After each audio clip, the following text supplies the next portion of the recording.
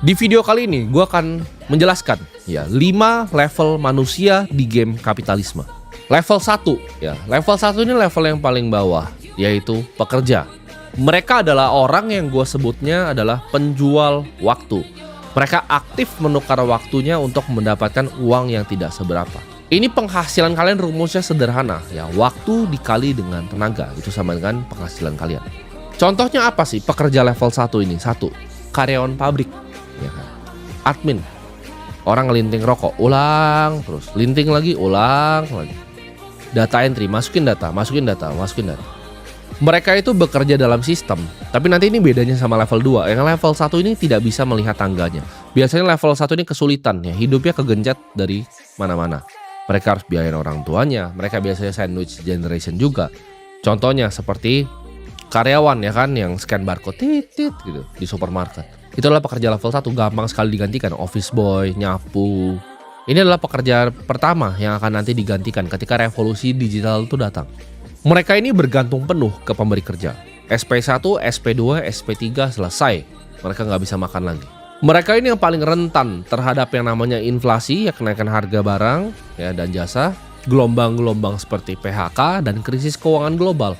Ketika terjadi krisis keuangan, orang-orang yang ini langsung semuanya nggak bisa makan. Ya. Ketika ada COVID, ya mereka di rumah aja dulu. Pemilik restorannya bilang, oke, kalian para server ini pulang dulu, gajinya dikurangi. Udah, mereka udah nggak bisa makan lagi. Ini pekerja yang level 1 di game kapitalisme.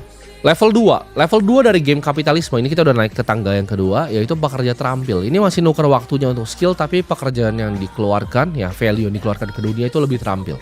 Level 2 ini punya skill, ya seperti desain, seperti coding, seperti consulting. Mereka dibayar memang rate-nya lebih tinggi, tapi masih menukar waktu yang mereka punya untuk uang. Contoh apa aja sih ini? Ya, freelancer tuh masih masuk. Ya, walaupun lu kerja untuk diri lu sendiri, freelance ya kan, lu konsultan, ya, lu desainer, itu masih masuk. Mereka ini bisa melihat yang namanya tangga korporat. Mereka bisa melihat yang namanya tangga kapitalisme ke depan, ya. Kalau level 1 ini mereka jadi office boy, mereka ngelinting rokok dari umur 20 sampai 60 akan ngelinting rokok, matinya ngelinting rokok.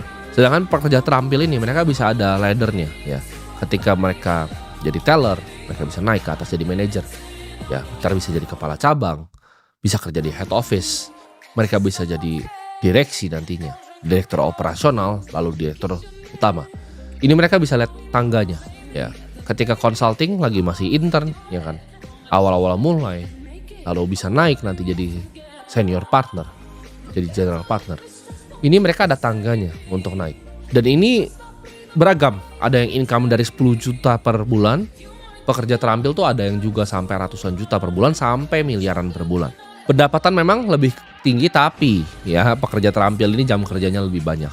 Mereka itu masih bergantung penuh ke kliennya atau para pemberi kerja. Nah, ini saran gua untuk para pekerja terampil. Kalau kalian mau jadi pekerja terampil, itu carilah memang yang paling besar dibayarnya sama market, yang paling dihargai sama market, dikasih value paling tinggi sama dunia ini. Gue selalu advokat kalau gue punya teman nanya, oke, saya mau jadi pekerja terampil apa?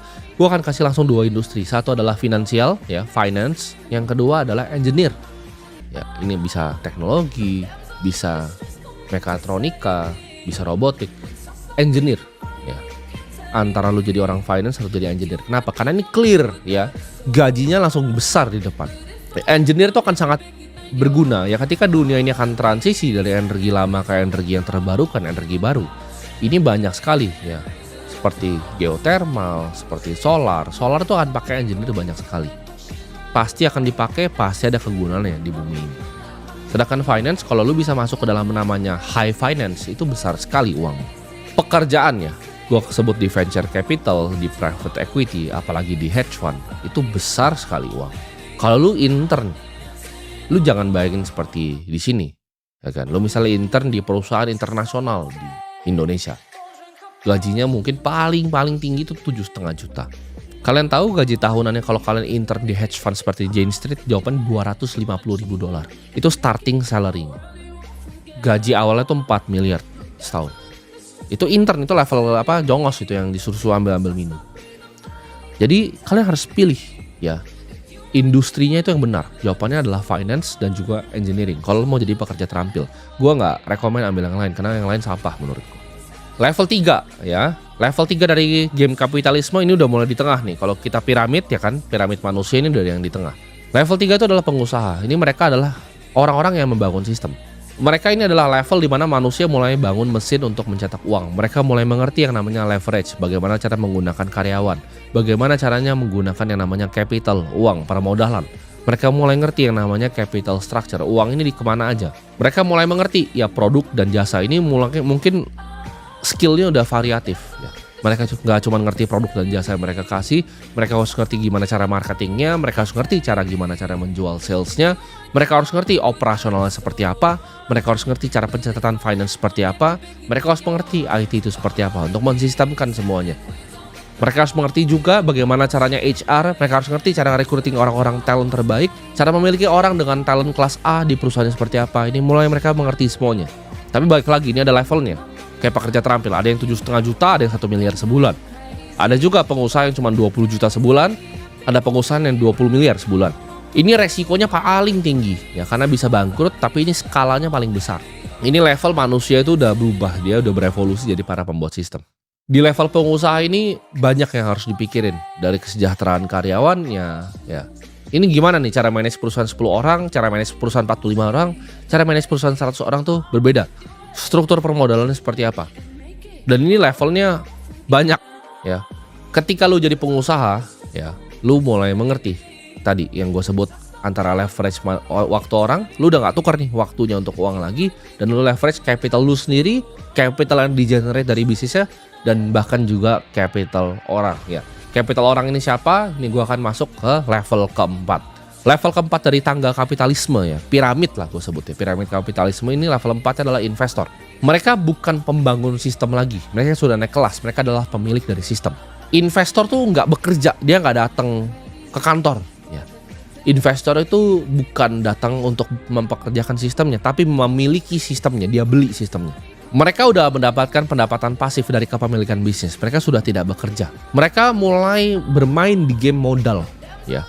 Bukan cuma sekedar tukar waktunya lagi, tapi mereka main mulai di pasar modal. Mereka memanfaatkan pasar modal. Mereka ini menguasai seni valuasi dan seni resiko. Mereka bisa menimbang mana perusahaan yang bagus, mana perusahaan yang jelek. Mereka bisa langsung melihat lebih cepat dibanding seorang pengusaha. Bisnis yang bagus itu apa? Capital structure yang baik itu apa? Bagaimana caranya sang CEO ini mengalokasi uang? Kalau nggak mengalokasi, investor ini ngasih tahu, oh lu ngalokasi ini yang benar. Jangan begini caranya. Uang tuh udah bekerja di saat mereka tidur. Ini udah level di mana manusia itu main game infinite ya. Jadi kemungkinan pendapatan uang itu udah infinity, udah tidak bisa terbatas. Ini level di mana konglomerasi itu terbentuk ya. Banyak yang nanya, pengen jadi pengusaha atau investor? Ini jawabannya ini bukan sejajar ya.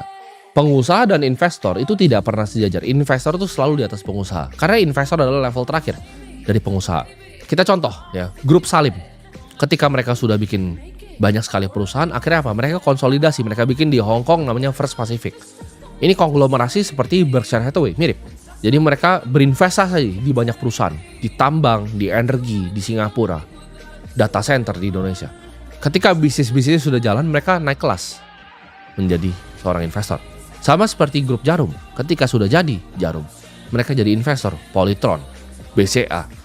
Mereka kerja jadi investor, mereka bikin sistemnya. Setelah bikin sistemnya, mereka beli sistem orang lain. Semua pengusaha hebat itu ketika mereka lulus jadi seorang pengusaha itu menjadi seorang investor. Seperti Sergey Brin yang bikin Google, dia bikin Family Office by Shore Global Management. Seperti Bill Gates, ketika dia bikin Microsoft, uangnya sudah banyak sekali dari situ, dia bikin Cascade Investment. Itu Family Office Investment Firm. Ketika Jeff Bezos selesai bikin Amazon, dia bikin namanya Bezos Expedition. Orang kaya itu beli aset yang menghasilkan mereka income di saat mereka tidur. Dan ini biasanya tahan selama generasi. Ini level di mana keluarga-keluarga yang tahan ratusan tahun seperti House of Medici, ya, Fugger family, seperti family Rothschild, Rockefeller. Ini mereka bisa tahan lintas generasi karena mereka adalah seorang investor. Mereka pengusaha dulu, lalu mereka yang naik kelas jadi seorang investor. Level 5, nah kalian mungkin bingung, ada nggak level di atas investor? Ada. Jawabannya level 5 itu filantropis, ini mereka yang mengubah dunia.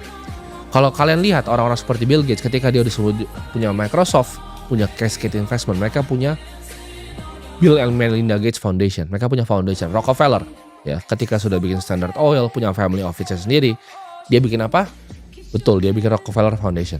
Ini level di mana mereka menggunakan modal untuk merubah dunia. Ini di saat manusia itu lulus, gue sebutnya, dari sistem kapitalisme, mereka akan mengembalikan lagi. Salah satu buku yang mengubah hidup gue itu adalah Gospel of Wealth. Itu yang bikin namanya Andrew Carnegie, salah satu orang paling kaya yang pernah hidup di bumi ini. Beliau bilang, fungsinya untuk jadi kaya adalah untuk membagikan semuanya kembali. Orang kaya itu berkewajiban menurut dia untuk membagikan kekayaannya untuk improve society overall, untuk improve masyarakat luas. Baik itu dari segi edukasi, kesehatan, malnutrisi. Ini adalah mereka grup yang namanya akan dikenang oleh sejarah, mengubah dunia.